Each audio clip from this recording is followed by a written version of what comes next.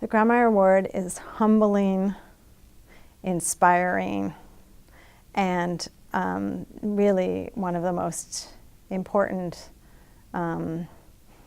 elements of recognition that I could have hoped for my work. I study how education affects political violence, how political violence affects education, and how international aid organizations try to mitigate those effects, how they can do that effectively, actually. So I really look at the links between education and war.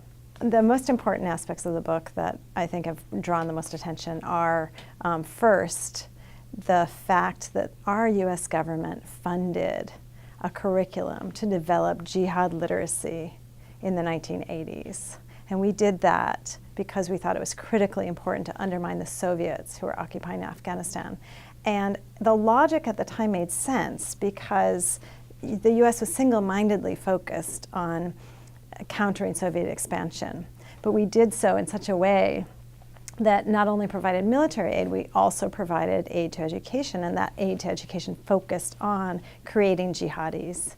And we actually we worked with jihadi leaders to design a curriculum to cultivate jihad. And that curriculum was called the Alphabet of Jihad Literacy. And this is one of the critical elements of the book. And it's also important to keep in mind, however, that aid is not only used to foster, of course, it shouldn't be used to foster conflict. And it's typically, I would say, not generally used to foster conflict, but there are varying kinds of aid. And there are also, of course, very good and important and useful aspects of aid, some of which we are engaged in today in Afghanistan. And one of the ones that I focus on in the book that's incredibly important is providing support to community-based education across the country. And that community-based education, those community-based schools in Afghanistan are actually not buildings. We don't provide funding in these cases that I'm describing. We don't provide funding to build schools, but we actually provide funding for communities to host a school in their homes or in a mosque in a village. And those schools are devoted to providing education for boys and girls across the country in remote rural areas.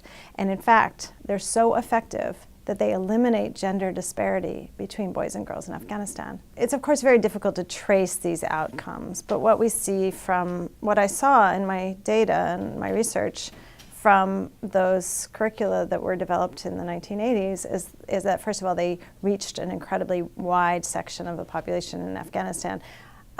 They were virtually the only source of textbooks for boys and girls in Afghanistan and outside of Afghanistan in Pakistan refugee camps from 1986 to 2005. They were the primary texts used in schools. And that doesn't include, of course, the Soviet-occupied parts of Afghanistan. They had different textbooks there. But these textbooks cultivated a very strong link between religion and violence, which some people argue wasn't actually in place to that extent before the Soviet occupiers entered Afghanistan, before the Soviet Union entered Afghanistan. So in the process, it wasn't the US exclusively who was forging this link, of course. I think that's also important to note.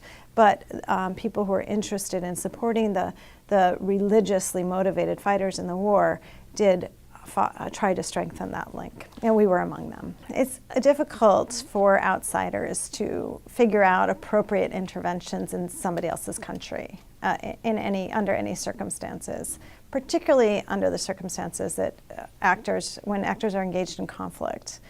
That said, aid to Afghanistan has not been universally negative. It's incredibly important to point out that there are very useful results from these aid initiatives, one of them being the community-based schools that I was describing, and without which hundreds of thousands of girls across the country would not have access to education. So that is a brilliant intervention, and it was funded by our taxpayer dollars. And it's incredibly important to keep in mind that aid is complicated, but thoughtful aid based on clear evidence for results, based on